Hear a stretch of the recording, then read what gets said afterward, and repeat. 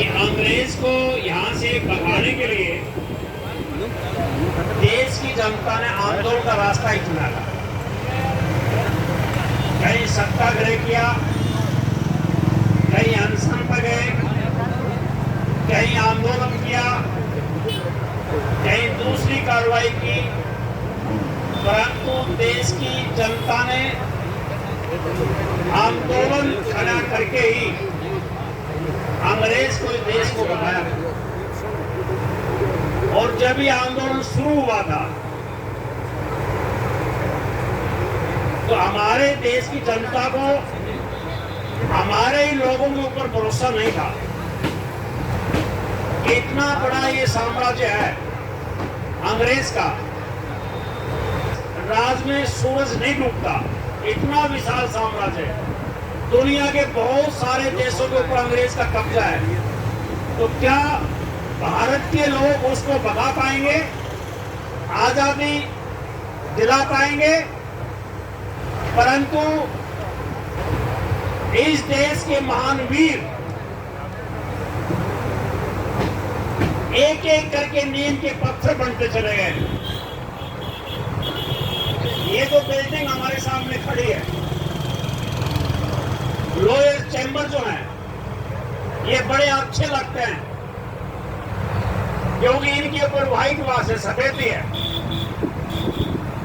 परंतु ये चैम्बर नीम के ऊपर टिके हुए हैं। हमारे देश के वो महान शहीद इस देश की नींव है, फाउंडेशन है, जिसके ऊपर ये देश टिका हुआ है। इसलिए सच्चे लोग वो होते हैं जो नीम के पत्थर की पूजा करते हैं। तो कल आजादी दिवस के ऊपर मैं आपसे केवल एक आग्रह करता हूं कि हम अपने उन महान वीरों से सीख लें। उन्होंने हमको हक के लिए लड़ना सिखाया है, उन्होंने सम्मान के साथ जीना सिखाया है। आज ये बात सही है, जो आजादी का पौधा उन्होंने लगाया था और उसका वो फल नहीं चख पाए।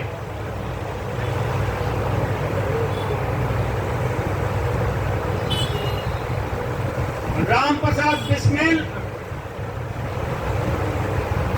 चंद्रशेखर आजाद,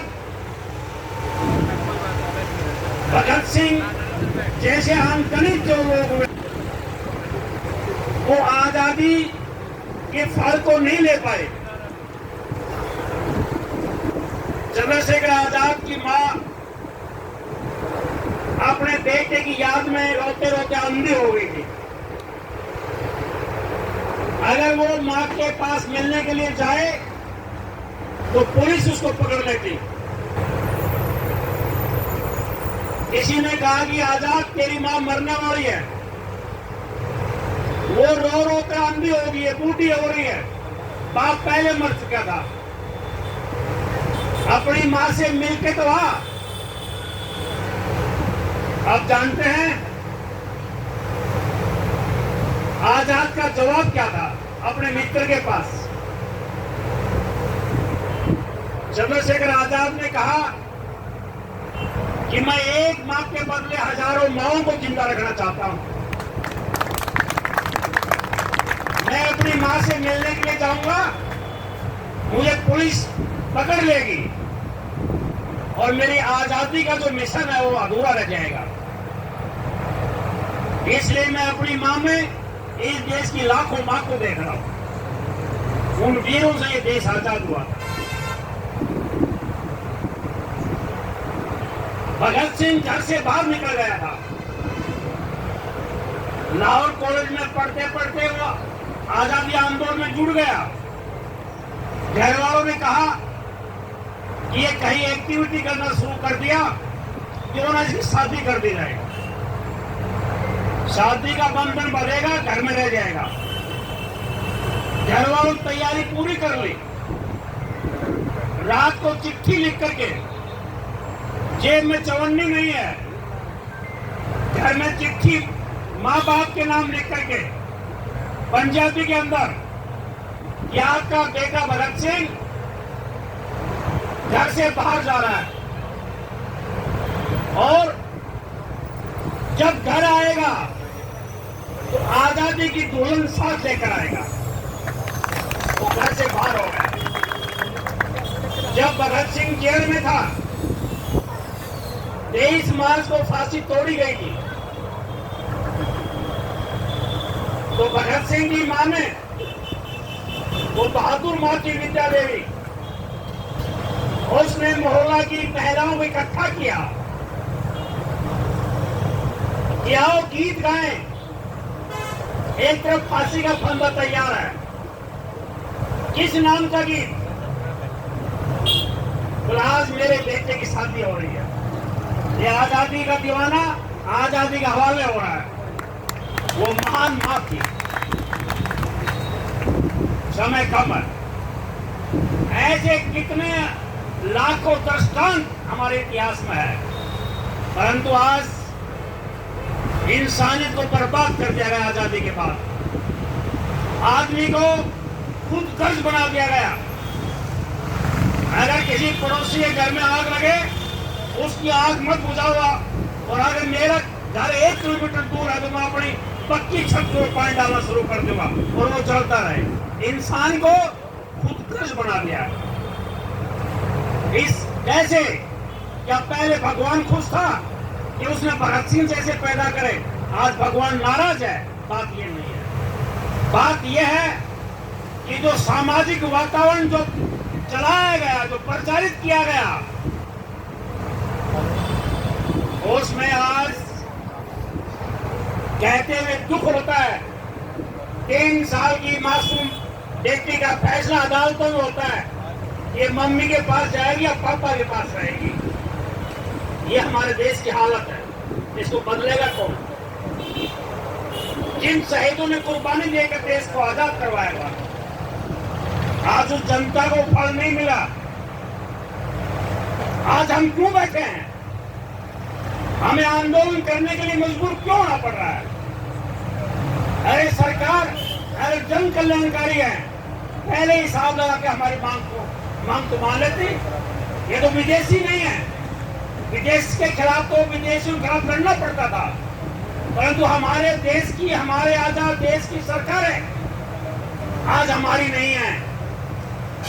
आपको मेरी बात बुरी लग सकती है, परंतु 101% सच्चाई है। हमारे देश की सरकारें जो भी आई है, जो भी आएंगी, वो हमारी नहीं है। वो चंद इस देश के मुट्ठी भर लोगों की है, और हमको विकास के नाम से ठगा जा रहा है। इस देश में हमारे जीवन की मौलिक समस्याएं गंभीर रूप ले रही हैं, और हमारे बीच में एक इंसान और इंसान के बीच में जैसे कुत्ता और बिल्ली को लड़ाया जाता है, ऐसे लड़ाने की साजिश चल रही है। तो मैं आपसे अपील करना चाहता हूं कि आजादी के दिन हमको संकल्प लेना है, अहद लेनी है कि हम इस देश के लिए और इस देश की जनता के लिए और हमारे वीर सपूत जो हुए, हम उनको श्रद्धा सुमन करते हुए उनकी सीखों को हम लागू करेंगे।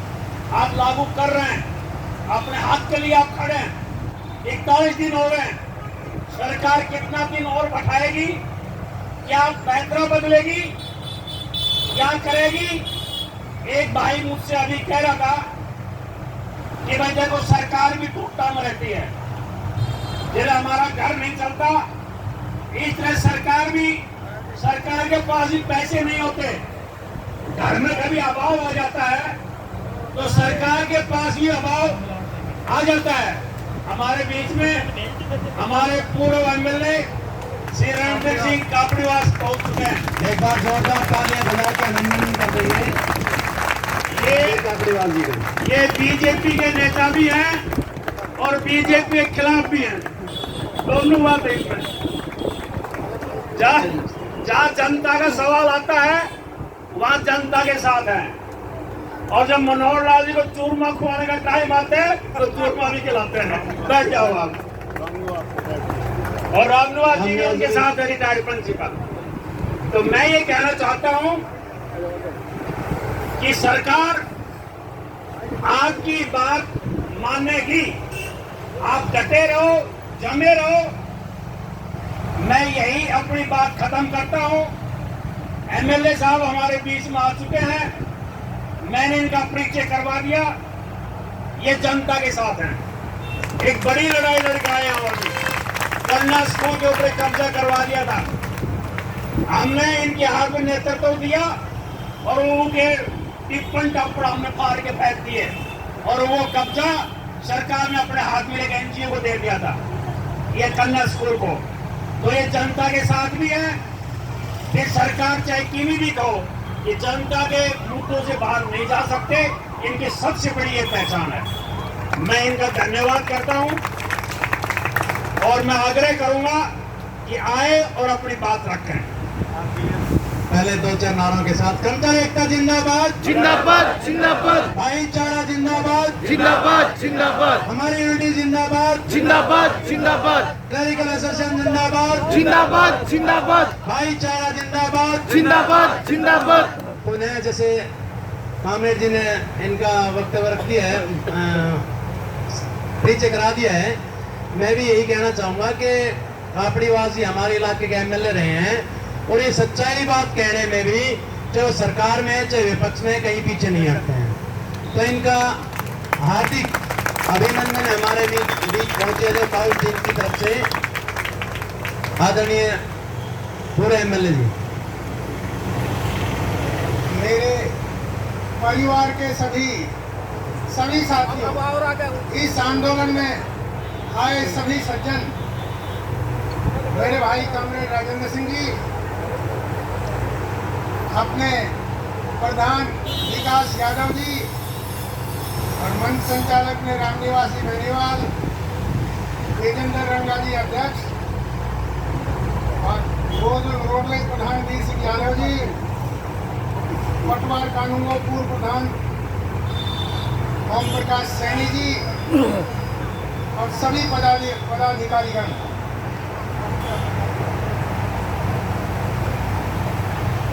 पहले तो मैं ये क्षमा चाहता हूँ, बहुत लेट आया हूँ और शायद मेरे साथियों ने कारण बताया होगा बार बार। मैंने तो कोई चर्चा नहीं हुआ, आप ही बताओगे। सतीश जी जरूर आए थे, आपको संदेश नहीं आया? मैंने वीडियो साहब से बताया था ना सर, संदेश हमारे मंच को नहीं आया, हमारे बीच कोई संदेश मैंने नहीं। ये बताया था कि भाई मुझे टाइफाइड था, मुझे टाइफाइड लंबा चला और वो वीकनेस पूरी तरह से दूर नहीं हुई अभी भी। लेकिन मैं यूँ आया कि मैं आपके परिवार का, मैंने कहा ना मेरे परिवार के साथ हूँ। परिवार इसलिए है कि मैं मैट्रिक क्लर्क रहा हूँ। फर्क इतना है, आप सिविल में क्लर्क हो और मैं इंडियन नेवी में क्लर्क रहा हूँ। कागज मैंने भी बहुत पीछे। तो ये मुझे दर्द था, मेरे परिवार के लोग आंदोलन में बैठे हैं और पता नहीं सरकार को क्या हो गया, संवेदनहीन क्यों हो गई, उनकी सुनाई क्यों नहीं करती। और आज विशेष तौर पे मुझसे रुका नहीं गया कि स्वतंत्रता दिवस की पूर्व संध्या पर मेरे देश के उज्जवल नागरिक योद्धा धरने पे बैठे हैं, वो मांग कर रहे हैं और इस स्वतंत्रता दिवस पर सरकार का कोई ध्यान नहीं है कि हमारी सरकार में, हमारे देश में स्वतंत्रता दिवस के पवित्र दिवस पर, इस गौरवशाली दिवस पर अगर हमारे साथी धरने में बैठे हैं तो ये सरकार के लिए बहुत दुर्भाग्यपूर्ण बात है, शर्म की बात है। आज से पहले जिसका समाधान हो जाना चाहिए था, या उच्चाधिकारी, मंत्री लोग, सरकार के लोग यहाँ आके निवेदन करते, हम आपकी समस्या का समाधान कर देंगे, वादा करके चले जाते, पर कम से कम स्वतंत्रता दिवस पे तो आंदोलन ना हो। पर ऐसी संवेदनशील सरकार, ऐसे नेतागण, भाई दुर्भाग्य से ज्यादा कुछ नहीं है, मैं यही कह सकता हूँ। हमारे यहाँ के लोग, मैं यहाँ के विधायक चंद्रजीव राव से कहूँगा कि अब वर्षाकालीन सत्र होने वाला है, तो वो इस मांग को इतनी ताकत से उठाए, ऐसी लड़ाई लड़े सरकार मजबूर हो जाए देने के लिए, मांग पूरी करने के लिए। साथ ही यहाँ के सांसद जो बार बार आते हैं, अपनी उपलब्धियों का बखान करने में कमी नहीं छोड़ते, लेकिन यार अपने लोगों का दर्द नहीं है। मेरे ख्याल से वो यहाँ आके आपको आश्वासन भी शायद नहीं दे के गए होंगे। जी है जी? नहीं आए। सरकार से कोई वो कह रहे हैं मंत्री नहीं आए। सरकार ये दुख की बात है। अच्छा और ये केंद्रीय मंत्री सांसद एक ज्वलनशील मुद्दे पर वहां गया मेवात में और कहता है कि मेरे परिवार के बहुत पुराने संबंध हैं, हमारे अच्छे संबंध रहे हैं, ये बिरादरी बहुत अच्छी है। मैं खुद मानता हूँ हर बिरादरी में अच्छे लोग भी हैं और बुरे भी हैं, लेकिन क्या कारण है वो आज दंगाई हो गए, अपराध क्यों करते हैं? उसका सीधा कारण ये है कि ये मंत्री, ये हमारा सांसद 2 बार सांसद बना कांग्रेस में रहते हुए, 2 बार बन गया बीजेपी में, 4 बार राज करने के बाद भी इनके संबंधी पिछड़े क्यों हैं? वहाँ ना शिक्षा है, ना रोजगार है। जब रोजगार और शिक्षा और साधन नहीं होंगे तो वहाँ तो अपराध होगा ही। तो इस अपराध के लिए जिम्मेवार कौन हुआ? सरकार और यहाँ का सांसद मंत्री, जो उसके संबंधी अगर आज अपराधी है तो इसका जिम्मेवार कौन? और वो दूसरे बराबर में खड़ा कर देता है दूसरे समुदाय को कि बराबर का कसूर है, तलवार थी, फला चीज थी, निकट थी। अरे पूजने की तलवार मोटी होती है। या मैं एक बात पूछता हूँ, सांसद सी ये बता दे कि क्या इस समुदाय के लोगों ने किसी को टच भी किया, किसी को डंडा मारा, किसी पर तलवार चलाई और फिर बराबर का दोषी करार कर दिया? और दूसरे दल के लोग सब प्रशंसा कर रहे हैं कि सांसद का, इंद्रजीत का बयान बहुत ठीक था, कुछ गलत नहीं कहा। तो साथियों, ऐसे लोग, संवेदनहीन लोग जो यहाँ राज कर रहे हैं, उनको कम से कम और बात तो छोड़ो, उसके घर के सामने जो हमारा क्लरिकल स्टाफ, मैं खड़ा होकर कह दूंगा। इसी मुद्दे पर रखो। हमारा 3500-400 का मुद्दा रहेगी ज्यादा, राजनीतिक थोड़ा सा परहेज रखें। आज कम से कम स्वतंत्रता दिवस के इस पर यहाँ से तुरंत उठते ही या अभी आपके सामने मैं मुख्यमंत्री जी से ये बात करूंगा कि इसका तुरंत समाधान करें और आज ही रिप्लाई दें।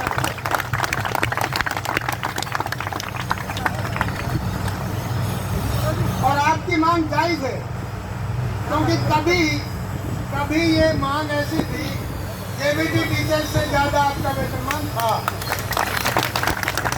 तो कम से कम उन चीजों का ध्यान रखते हुए, या अगर कोई मजबूरी है तो सरकार आके आज सब लोगों के बीच में बात करे, नेगोशिएट करे।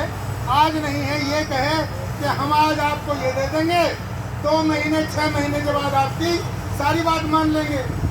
आश्वासन तो कुछ होना चाहिए जायज। तो मैं ज्यादा बात न करते हुए, राजनीतिक बात तो बहुत होती है, पर आज क्योंकि ये धरना कर्मचारियों का है और स्वतंत्रता दिवस पर चल रहा है, ये दुख की बात है, तो मैं ये मांग उठाऊंगा। मेरा पूरा समर्थन आपके साथ है। और दूसरी बात और कहता हूँ, अगर आप लोग मुझे अनुमति दे दो तो भाई स्वतंत्रता दिवस का दिन है, आप लोग एक दिन अपने घर जाओ। मैं वादा करता हूँ पूरे 36 घंटा 48 घंटा मैं अकेला आपके धरने को सूना नहीं छोड़ूंगा, ब्रेक नहीं लगेगा, मैं बैठूंगा। बहुत बहुत धन्यवाद नेताजी, आपका बहुत बहुत धन्यवाद।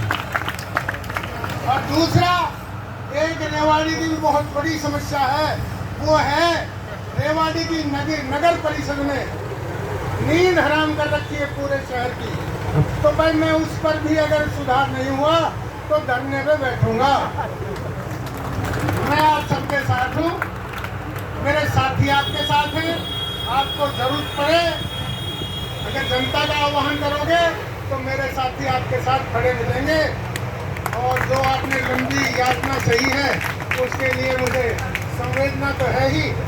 मैं आपका धन्यवाद भी देता हूँ और एक विश्वास और दिलाता हूँ कि चुनाव बहुत नजदीक है। बहुत यूनियन आंदोलन में चल रही है। हर सरकार चुनाव से पहले हर मांग को मांगने के लिए मजबूर रहती है। अगर आप जुटे रहोगे तो आपकी मांग सारी की सारी मांगी ही जाएगी। बहुत बहुत धन्यवाद मेरी बहनों, आपका भी धन्यवाद, आप जुटे रहे। Thank you. प्रधान जी बहुत बहुत धन्यवाद।